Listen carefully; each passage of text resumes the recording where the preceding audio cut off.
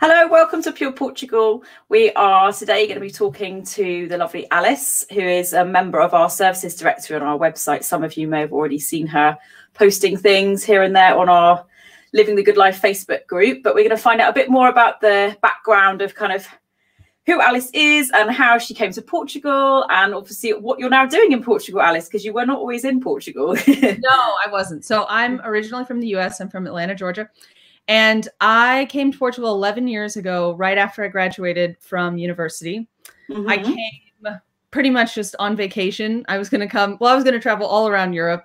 And yeah, someone suggested to me that I should try volunteering on organic farms because it's cheap and you can, travel with less money. So I had no interest in organic farming. It was simply a way to travel cheaply. And Portugal was the first place I came. And on the first farm I came to, I met my now husband. And he was already involved in farming, and the rest is kind of history. we have one young son and another one on the way. So that's so lovely. How amazing. That's fate, if ever there was fate, isn't it? Crikey. Yeah. And now my parents are both wanting to move. They're both retiring and they both want to move over to Portugal. So yeah, pretty much the whole family's going to be here before long. Oh, that's lovely. Well, yeah, I mean, America's a long way from Portugal as well, isn't it? So I guess when you've still got family back there, it's a long distance between, isn't it? Yeah. So have you ever, when you were living in America, did you have any experience of farming or that type of life at all, or was this completely not at all? Wow. In fact, I went to a college that had 1,000-acre organic farm, and I knew this wonderful thing about the school that I went to, but I had no interest in it. And now I look back and I'm like, oh, I could have learned so much there. But no, I wasn't interested in it at all. But it found me. Hindsight's a wonderful thing. How amazing, though. So your plan was to go around Europe for a while and then head back to America. Was that the original idea? Yeah, a few months, maybe 6 months, however long they kind of let. No way. Yeah. So no, it's so you rocked up at your farm now and met your now husband, who I assume at the time you just arranged to do some volunteering with. Yeah. Little did he know.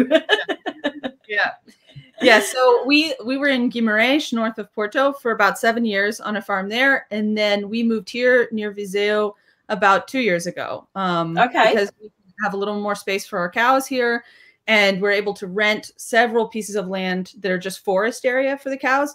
So I mean, they're 100% grass-fed, but they also eat chestnuts and leaves and bushes, and it's a very inexpensive way to feed them really well. So this area turned out to be much better for what we're trying to do than the space that we had before. So I see. Yeah, so they can roam a bit more freely, easily that way. Yeah. Yeah. So had he already had the cows before you met him? So when you went to him to volunteer? Yeah, he had just started, and interestingly enough, he only became interested. He's a math major in economics. He has a master's degree in economics. Oh, wow. And he only started farming to avoid the mandatory military service. So he was able to do that as an alternative to doing the 2 years of military service, which was required at the time when he was 18. And that's how he got in it. So we both came to it totally randomly, and it worked out. Wow. Well, I mean, if there was a story that was obviously, you were meant to meet, that's it, isn't it? I think, by the sound of it. I think so. He got more than a volunteer. He didn't realize. That's so lovely. So your husband is Portuguese, is that right? Yes. Yeah, he grew up in Portugal.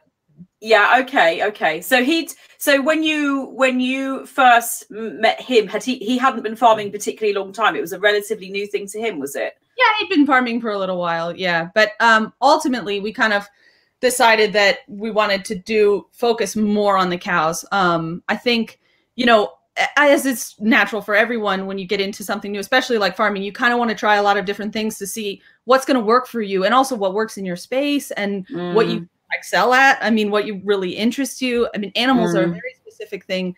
You cannot take vacations when you have animals. No. I mean, it's and it's hard because it's they're living things, and it just requires a different kind of thing than horticulture does. Yeah. So he had been doing a lot of different things, and even together, you know, we try to diversify a little bit, but together we kind of were like, okay, I think this grass-fed beef thing is where we want to, you know, we want to put our energy and our focus. And so together we've kind of worked to grow that more. And so we work with 2 farms. It's us and another farmer that also has the same breed of cows and does grass-fed. And so we work together. Oh, wow. So you sort of collaborate with it. That's really nice. There's not very many of us out there. So it's kind of nice to have someone else who's doing the same thing and has the same values. So it's nice. Yeah, and share experiences and all of that sort of thing. Yeah, that's really nice. It's so important, isn't it? I think in any part of life, it doesn't really matter what it is you're doing. It's, you know, to know you've got people around you who understand where you're coming from and you can relate to in that way. So especially when it's something as big as farming. I mean, it's a huge undertaking, isn't it? You know? Yeah, and there's a lot of ups and downs. I mean, yeah, for sure. A lot of, you know, there's like babies born on the farm and you're like, oh, this is so wonderful. And then an animal gets sick and you're like, why am I doing this? You know? Yeah, yeah, of course. Yeah, I mean, this is the nature of any form of keeping animals in any way for anything, isn't it? You know, it's the same it's not feeling. So from children really either. It's a bit like that. Yeah, absolutely. So you moved to where you are now. How long ago did you say? Sorry, you moved a little less than 2 years ago. So. Oh, okay, relatively recently then. Actually, yeah, we're new to this area, but I really love the Viseu area. I mean, it's a bit colder than Guimarães was, but and hotter in the summer, but it's really beautiful, and we have more native forest around us than we had there, and it's a little bit less populated. So it's, I mean, we kind of weren't sure what we were getting into. It's a little bit further from Porto, which is tough for us, but you know, it's a balance. Finding the right place is, especially if you work on land. I mean, just comparing prices of things and the distance to the city, and you know, there's so many things to consider. But so far, we're happier here than we were there. So yeah, I mean, you've got a lot of requirements of boxes you've got to tick, haven't you? So there's only going to be so many places, I suppose, that can tick all of those boxes for you, really. Yeah. Yeah, absolutely. How much land have you got now that you have to sort of care for and that you've got the cows on? Is it a large space? Yeah, it's about 45 hectares, but it's not just us. So there's another couple that's here on the farm also. So a lot of it is vineyard, and then there's olive orchards, there's apple orchards, there's some horticulture, and there's a couple of full-time employees. So we kind of focus on the cows and do most of the cow work. The other couple has an organic shop, so they, you know, they're working in their shop a lot. And then there's the guys that do the vineyard, and that vineyard thing is a whole nother world. That's a whole different beast. Understand out there. So there's like a science that is beyond. So yeah, everybody has their thing that they know how to do well and does well, and that way that's lovely. Because the problem we had in Guimarães was we were 2 people on 16 hectares, which we just never could keep it clean. You know, even the cows are great; they eat everything. You know, but they don't keep it clean like clean. No. Like it was just too much work for the 2 of us, and so we found that collaborating with another couple and being able to hire people together and to be able to do projects together was a better option for us than being alone in a big space. Even though, especially with a young family, I think even more so, because you've got more pressures in other directions. You know, there's even more people needing you. And I mean, I've got a young family, and I know myself, I think it's always nicer when, you know, you've got people you can sort of bounce ideas off with, and it's sharing that responsibility, as you say, isn't it? It's better to have everyone a little expert in their area than you be on your own doing your one thing. I think working together is great. So did you find these people before? How did you come to be where you are? Well, actually, my husband has known them for like 20 years because they were originally in the organic co-op. So my husband helped start the organic co-op in Porto, and they started the Mio Sodas grocery store in Lisbon. And so they would buy things together from abroad for the organic. So it's one of those organic communities, very, very small in Portugal, and they already knew each other. And so when they moved back to this farm, which had been in their family, there was a house on the property, and they said, would you like to bring your cows and move here? And we were like, absolutely, that sounds amazing. Wow, that's a great opportunity. Yeah, exactly. Yeah. It's meant to be, isn't it? But then I guess you all bring something to the table, and there's support from everybody. Then everyone's winning out of that, aren't they? You know. Yeah, and we're able to have other jobs. So my husband's also a math tutor. And then I also do some travel planning for Americans coming to Portugal. And like, these are little things that, you know, because farming alone as an income, I mean, it's okay. It's not enough for us to live. It's not also always reliable. Yeah. But it's something that we really believe in, especially the cows. It's like we really believe in having the cows, even when it's, you know, there's months and months that we don't make anything from it. But, you know, we realized we had to do other things on the side to be able to really have the lifestyle we wanted. So it's a little bit of everything. Everybody's kind of doing lots of little things. So I think it's kind of the only way to survive these days anyway. I think everybody does. So yeah, I agree. I think so. I think, yeah, it seems to me the more people I meet and speak to, especially during these interviews, very few of people are just doing one thing. Most people are doing lots of little things, but they have their one sort of heart hobby stroke business, you know, and it's a lifestyle, isn't it? It's not just a business, you know, it's a lifestyle. And if that enables you to have the lifestyle you love, and then you do the other smaller things on the side as well, then it's just a bit of a safety net, really, isn't it? Especially with something as unpredictable as livestock. I mean, you know, you can't get a more unpredictable business. Even just for me to be able to raise my kids in the countryside and for them to be able to be, you know, outside all the time. I mean, that's, for me, like, I probably would live with nothing to be able to do that. But it's nice that, you know, we don't have to make that choice. But it's, you know, that's a really important factor for me. I mean, for him to be able to have that space growing up, you know. Definitely. It's the most lovely thing in the world. I mean, with kids, you know, I've got kids, and seeing them being able to run outside and have freedom that you can't imagine them having in other places. Yeah, there's nothing that, it's priceless, isn't it? I mean, like you say, I think you'd go without many other things just to be able to know they have this amazing like lifestyle of innocence for a while, really, as well. Yeah, absolutely. Oh, fantastic. And you mentioned before we started recording, you said you obviously this year we've had the virus, which we won't mention, the unmentionable. Everybody knows. Yeah, not that again. But I know you said you go down the road of looking at workshops and things like that, which I guess you will come back to in the future. You know, it is a virus depending. Yeah, I mean, we have such a beautiful space here, and we have a lot of installations. We have a lot of buildings and stuff that we can use for different activities. And it was kind of sad because this year we really didn't do any of those things, and we feel like, oh, what a waste. Like, for example, last year we did like kind of a grape harvest, like a vindima activity, but just for kids. So the kids would kind of, the kids would help pick the grapes, and then we, you know, doing the whole stomping thing. And then we had like a little press that we used to make juice. And so the kids all got to take home their own grape juice. So, you know, it's little things like that, like, well, it's fun for us too, because my kid was also doing it, but things like that are, you know, that really get other people that are living in this area to come and get to know the farm, and for us to be able to meet other people. And then, of course, as the side income, but those kind of things we were really looking forward to this year. We were going to do there's some wild hops on the farm. And last year we had a local brewer who made a beer just from our hops and our barley. Wow. Farm. So like everything in the beer, I guess everything in the beer was from here. And we were going to have like a little Oktoberfest kind of thing and have that beer and have some other craft brewers come and stuff. And of course that didn't happen. So those are all things that, you know, next year we're doing it, you know. Yeah, and even bigger and better.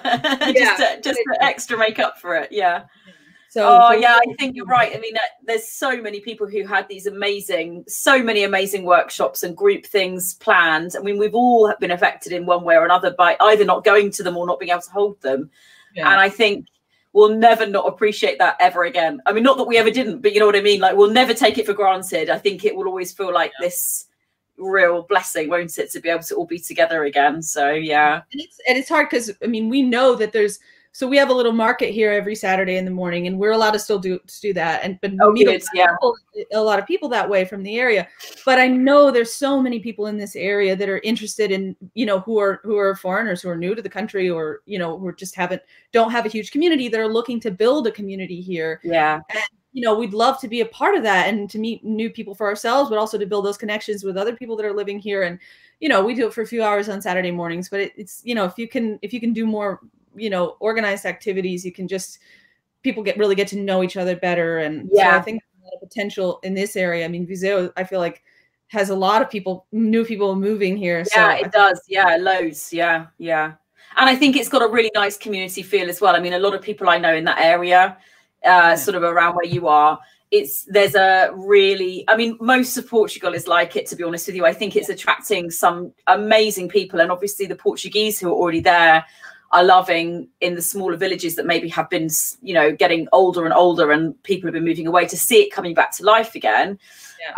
Everybody's really embracing it, but at the moment it's a really hard time. I feel for anyone who's recently moved over at the minute, because I can imagine, I mean, I know when I first moved to Portugal, I relied on being able to see and meet people. I can't imagine feeling in a new country and being sort of removed from being able to go and make these contacts. So anything is better than nothing, isn't it, I suppose?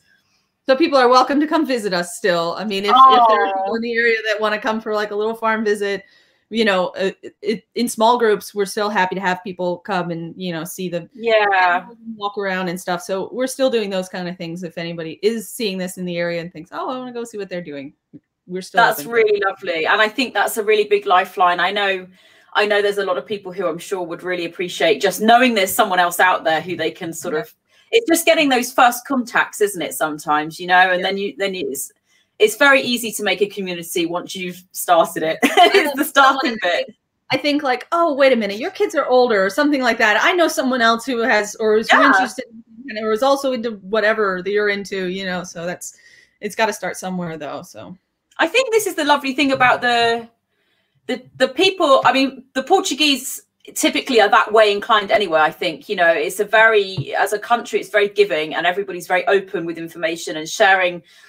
Kind of, you know, everyone you kind of become family, don't you, very quickly, you know, among other people, and you're brought into the fold. And I think Portugal is attracting foreigners who are also that way inclined. And it does seem that communities can form really quite quickly, actually, and the bonds between people form really quickly, which is such, I mean, I love seeing that. I think it's just one of the most lovely things ever. It's great. Yeah. I mean, we all have the shared thing. I mean, at least for the foreigners, you know, we all have the shared thing of being far from the place that we kind of identify with. So I mean, I've been here 11 years. I see this is home for me. I don't think of the US as being home, but I don't, you know, and I mean, even as a Portuguese citizen, I still see myself as American first, you know? That's my identity, you know, and that's not going to go away. So it's, you know, if I meet someone, even if they're from somewhere else or Romania or wherever, you know, you kind of have this shared thing of, you know, we're in a place that's, you know, not the place that we identify with. And I think it's really easy to bond over that, you know. For sure. And it's important. You've got to be able to know people who understand that. I think it's so important. Yeah. I know a lot of Americans especially want to avoid other Americans. That's like a thing we have.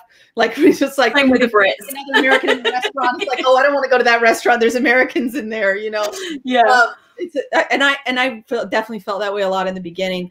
But the longer I'm here, the more I'm like, oh, it's really nice to have those connections, especially as more of my life is Portuguese. I mean, all my work things, like my family, you know, like that's my world now. So I really value those connections that I have to other foreigners, because it's like, it is that little, it's comforting, you know? So I think I'm trying to teach other Americans that they can embrace that. It's okay. You know? And it's okay. It doesn't mean that you hate Portugal. It doesn't mean you miss America or the UK. You're not assimilating, which is so important. It doesn't mean anything. You know? It just means, and it's a historical thing, isn't it? I mean, I've said to people for years, you know, you go back as far as you can look in the history books, whenever people have moved to a foreign country, there is always something, there's a food that they take with them, or there's something, there's always a taste of home. And it doesn't mean that you miss home. It doesn't mean that Portugal isn't your home. It just means that you have also experienced life in another place. And sometimes having a link to that, just even the tiniest link to it, is actually a really big comfort. It can be a really nice thing to have. And it's really funny because I think for a lot of Americans, we love the fact that America is a very diverse country.